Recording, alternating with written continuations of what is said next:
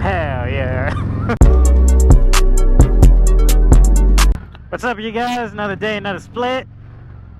Today, I do have a topic, man. And it's gonna be a good one, hopefully. So this is about the time I took my MSF course, bro. Hear me out. I was riding dirty for a long time. Alright, well, not completely dirty. I had insurance and a permit. I wanted to take the MSF because my little brother, man, he inspired all this motorcycle stuff. He decided to take it. He got his license and he was like, yeah, it was pretty easy, bro. I was like, yeah? Really? He was like, blah, blah, blah. And I was like, alright, I'm hella down. And my experience, I only rode the Yamaha V-Star for a little bit. And I was getting to the point where every time I wanted to put my feet up, I could. It took me forever to just put my feet up. But once I put my feet up, I was like, I guess I could pass, you know? That's all you gotta do, right? And then I started looking at the videos of what you gotta do. I'm like, I can still do that, kinda. So I decided to pay my 300 buckaroos at the time and take this course at a Harley-Davidson close to my house. And I was nervous, I was excited. So my friend and I decided to take it at the same time, of course, so we're not alone. So we get there around 7, 8, I forgot what time they start, but they start pretty early, I think. We go in, we sit down, and then our instructor comes in, and the first thing he says, do you know who I am? I'm like, I don't know, motherfucker, the Muffin Man, bro. I've never seen you a day in my goddamn life. Like, what do you expect? Nobody in the class knew who he was. And he's like, you haven't seen my YouTube videos? We're like, nah, bro. What's all this? What's the God trip about? On the rail, though. And he's like, my name is Greg, whatever his last name is, also known as Motojitsu. I was like, alright. And he had little cards, he was handing them out and shit. So we take our in-class lesson, we take the test, and then he was like, oh, good, you got a passing score on your test, see you at the track or whatever. And then he was like, you have to have all this gear to go to the track. I'm like, helmet? Yup. Got a helmet, got some gloves, got a long sleeve shirt, yup. The only thing I was tripping about was the shoes, because I only had work boots, I didn't wear riding shoes. He's like, yeah, you have to have riding shoes. And he showed me an example of a riding shoe. It was like a full dancing boot and stuff. I'm like, bro, I'm not gonna spend no $300 on some booties for 2 days. I went up to him, I'm like, I brought him a pair of shoes from the Harley, and I'm like, are these okay? Can I ride with these? He's like, I wouldn't wear anything from a Harley dealership. I just need to take my track day. And then he was like, I guess, or he said something super vague to me. And I was like, what the hell? So I just wore my work boots, and he deemed those appropriate for some reason. As long as they're over the ankle. Bro, the Vans are over the ankle. Ooh, look at that boy. Look at that boy. You know, I got some pretty, I got knee-high socks that are over the ankle. What are we about to rip on? So I get there, put all my gear on, we go over the drills, we learn how to duck walk the bike, we learn how to take off. By the way, if you want to know how to ride a bike and never stall in your life, number 1, turn bike on. No matter what that is, fob or key. Look to verify you're in neutral. Alright, you look? Good, good. Turn her on. You already on? Good. Pull in the clutch, alright? Clutch is pulled in? Cool. Step down 1 time to engage first gear. You should feel a loud thudding like your transmission is going to shoot out from your legs if you're on a Harley-Davidson. If you're on something that makes rice and or confirms you're a communist, I don't know, if it might feel smooth, if you're into that. Boom, you're in first gear, alright? Keep holding in the clutch, rev that throttle, probably like 2 or 3,000 RPMs, you know, you can never be too safe. Then, here we go. It's the most important part. Release clutch slowly, and once your bike begins to roll forward, pick your feet up. I don't care if they're on the pegs. I don't care, you know, just get them off the ground so you're not dragging them, man. Come on, I got you. And then as you go faster, just let the clutch out slowly, reduce throttle a little bit, and you're good. You'll go. And that's all I'm telling you for now, because it's my show. Back to the video. So we're doing little circles and stuff. We did some little slow curves.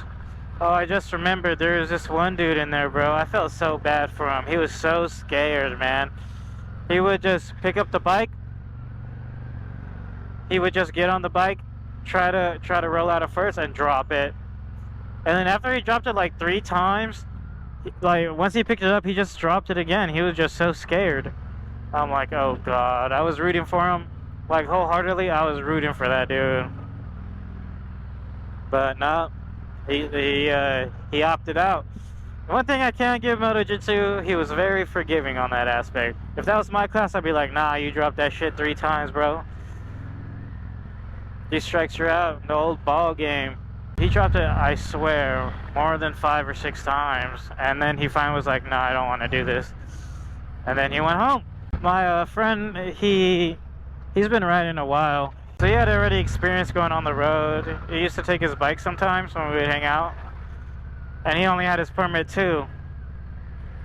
So he was over there ripping it, dude. He didn't care. He didn't fear nothing. They gave him a small bike. I was on the Honda Rebel. I forgot what he was on because he was a little bit taller than me, and they set you up by height. I didn't wait, I think. He made the back tire skid. He was going ham. He almost dropped the bike 5 times. Keyword almost. Because if you don't drop it, I guess you automatically pass if you're him. I forget if it was like a 1-day class, 1-day riding, or is it like half day is classwork and then the other half was riding. But it's either one of the two, alright? You either do 8 hours in the classroom or you do 4 and 4 for 2 days. But test time came. I was doing the little cones and everything perfect. What tripped me up and I got, I guess, a point knocked off for was he had us go speed up in 2nd gear. Then once we were in 2nd gear, he wanted us to emergency brake really fast and then downshift. I did not feel safe or comfortable doing that at the time. So I just didn't shift. I just emergency brake broke. I just hit the emergency brake, whatever. And then I thought he would have noticed, like some Mama Luke. But yeah, he noticed. And I didn't really try to hide it. I didn't rev up real high like a newbie. I wasn't all slick about it. I just clunked right in the first and took off. So he knew. Anyways, he took off a point for that. And then I think because I hit one cone on a tight, I think it was a 90, like one of the sharp 90 corners. So it's just up and then that way. And I hit a damn cone. So I don't know if that counts as 2 points or what. So I thought I did pretty good. I'm like, 2 points, that's not bad. So everybody goes up individually after the whole shebang is done, after you take your little skills test. And he either tells you if you passed, failed, or the option to retest for $100, bro. So my friend goes up, he of course passes. I go up there, he said, yes, you didn't pass. And I was so sad. My heart sunk into my asshole. I felt like throwing up. I felt like punching him in the face because my $300 was gone. I was mugged. I was scam schooled. I'm like, how can I pay $300 and still fail? And even my friend was shocked that I failed. He's like, bro, but you did so good. I'm like, well, apparently fucking not, bro. But did I give up? Did I let failure consume me? Yes, I did, for a little bit. You best believe the next day I was on that bike, bro. Riding on my permit. Been riding on my permit for like, I think 2 or 3 years. I just recently got my license. Congrats to me. I'm fully legal. That's how people feel when they turn 18, huh? I'm fully legal. And then that weird dude in the back's like, yeah, you're fully legal now. Come over here, guy. Another tip, another point for motojitsu. One important thing, when you're over here and you do an emergency braking, do not jerk, do not finger blast your handbrake. Don't just, you know, don't treat it like your ex-girlfriend behind the bleachers.